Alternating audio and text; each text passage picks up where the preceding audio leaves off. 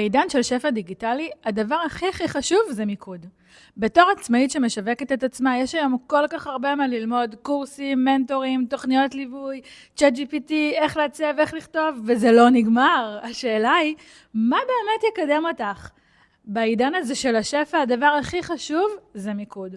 לא לרוץ לכל הכיוונים, לא להתפזר קצת מכל דבר ולקרוא לזה שיווק, וזה בדיוק מה שאנחנו עושות בקורס שיווק לקצה המזלג.